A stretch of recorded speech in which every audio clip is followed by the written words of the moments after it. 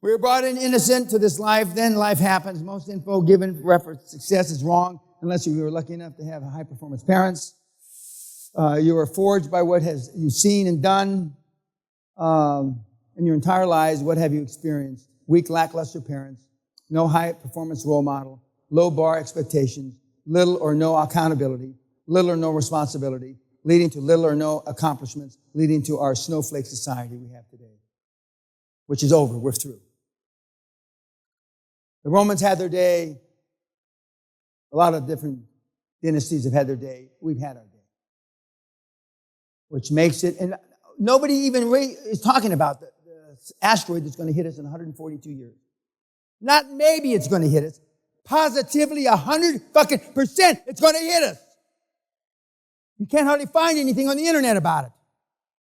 2142. It's 122 years, excuse me. It's going to hit us. How many of you have read the 3,700-page report put out in December by NATO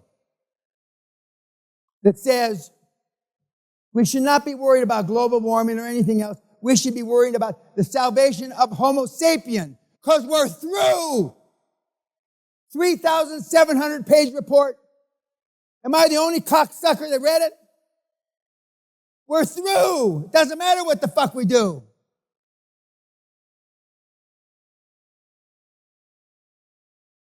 Because we are Pollyanna. And that's why we're fooled. I already alluded to the fact I remember how it was to be hungry. My dad, as a cop in L.A., made $142 a month. Doesn't sound like a living wage, does it? It wasn't. He got 2 extra jobs. Instead of going on relief and, getting money from the government, he worked 2 extra jobs. You don't see that anymore. Now they go to the government. During Corona, we didn't take 1 penny from the government. We paid everybody 100%, even when they didn't work, etc. We did all the things that you should do. And then I read about Ruth's Chris took $11 million. The Lakers took $17 million. And I can go on and on and on and on. What the fuck? Something not right about that.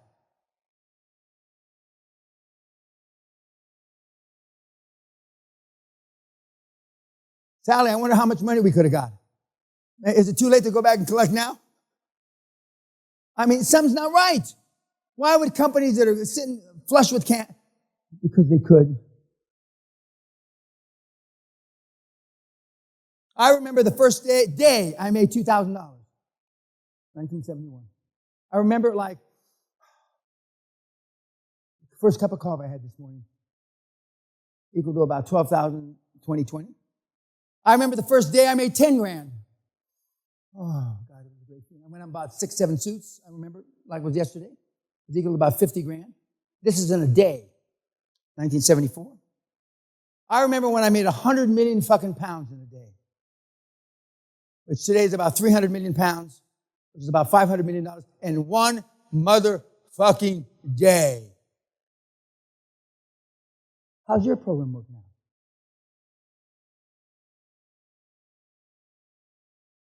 Do I look happy? You're motherfucking right. That was 20 million pounds. I was a happy fucking camper. I've been rich and I've been poor. Whether Sally was poor, we'll argue that another time. But Sally and I both say we put a bullet in our heads before we're poor again. No fucking way. That ain't going to happen. Now, I'm not being braggadocious, but we're staying in the penthouse suite here. It's not on the penthouse, but they call it the penthouse suite.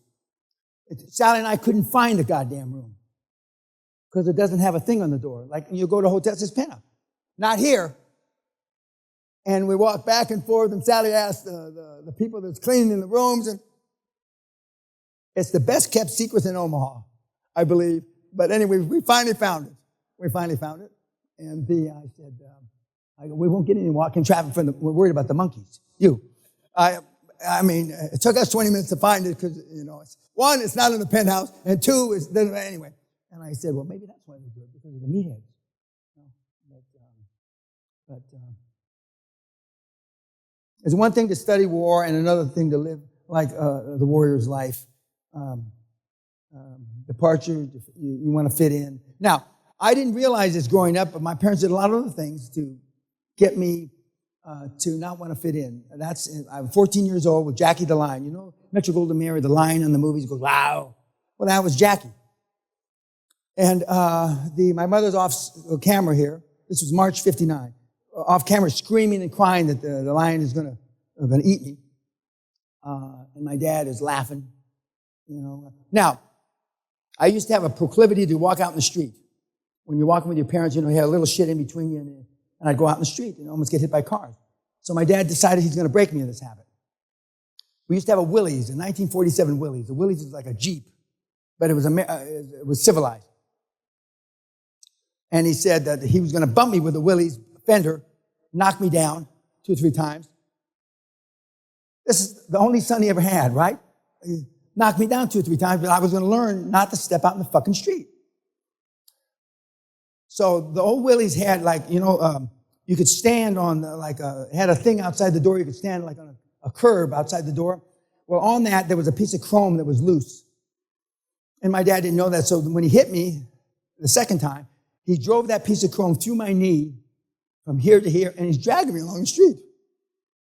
My mother is going berserk, screaming, throwing herself on the trunk of the car to make the car stop. My dad,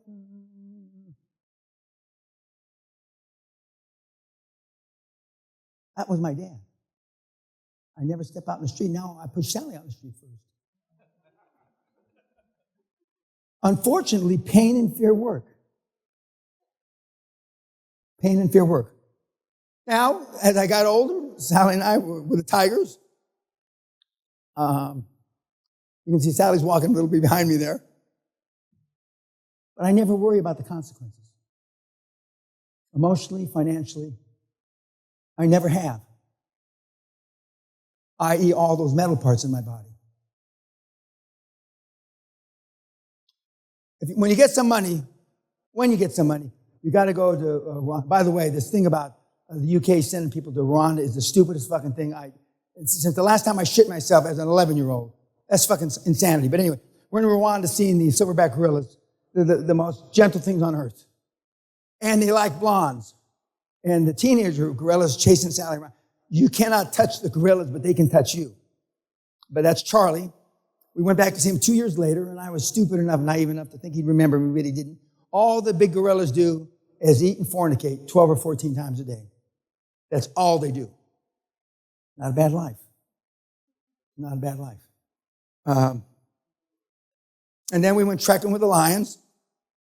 And lions don't do anything but fornicate and eat as well. They don't do the hunting. The female lions do. And I'm still doing crazy shit. I haven't done this in a while, 4 or 5 years ago. And if you'll notice, the bungee thing isn't connected to my feet like everybody else. It's connected to my waist. Why?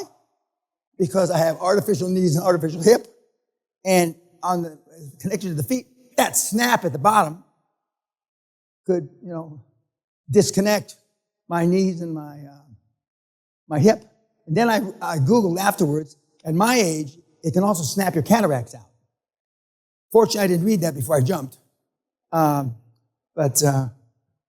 then there's a fun thing to do at Vegas, the stratosphere, jumping out 855 feet thing. And this is Photoshopped. I can't lie. I did not land on my feet. I landed on my head. But we Photoshopped for eternity. I didn't want the thing that I'm me landing on my head. So we redid it. I stood up and we took the picture of me like I landed on my feet, but I didn't. So I'm still doing crazy stuff. But once you become fearless, life becomes limitless. Just imagine if you weren't afraid of anything. I don't mean just not your wife. Just imagine if you weren't afraid of anything. Financial, emotional, whatever. Now, I'm fortunate I don't suffer from empathy, sympathy, or self-pity. I never have. I don't suffer from empathy, sympathy, or self-pity.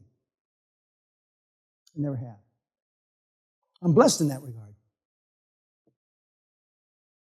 Now, contrary to what you'd like, command of your life allows few intimacies because it's lonely at the top, and that's why most of you have no leadership skills. It gets back, you'd rather be liked than affected. Bill Gates doesn't hang. Warren doesn't hang. Jeff doesn't hang. Leon doesn't hang. I don't hang. No, you do. Remember, success leaves clues. I drove by a college today and yelled, boo. 35 people went to the hospital. 734 needed crisis counseling. 429 needed a safe area or room. And classes were canceled for a week. And that's pretty close to being the truth. For those of you that knew that I spoke at Exeter University a couple weeks ago, they protested and rioted while I was there. 6 or 7 girls got naked in the room like this, protesting my talk.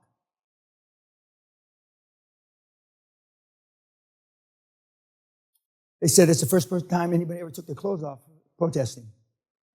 And the security guards, which were concerned for my safety, which I think is a joke, but were apprehensive. They didn't want to touch the girls, you know. I think in Nebraska or Texas, they just dragged the bitches out by their hair.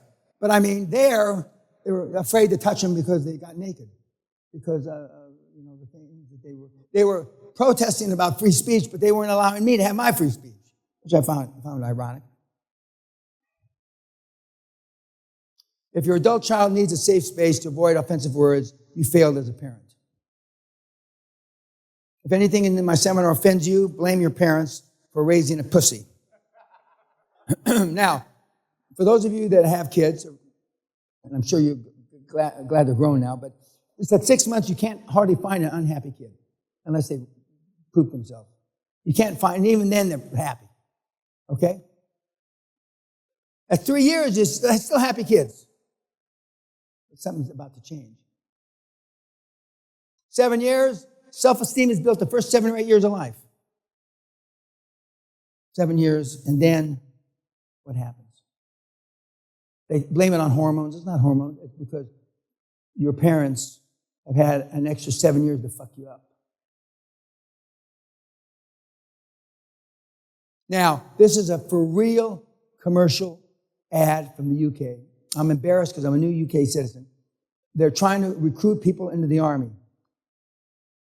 Millennials, class clowns, binge gamers, selfie addicts, snowflakes, phone zombies. The army needs you. Are you shitting me? That's where we are.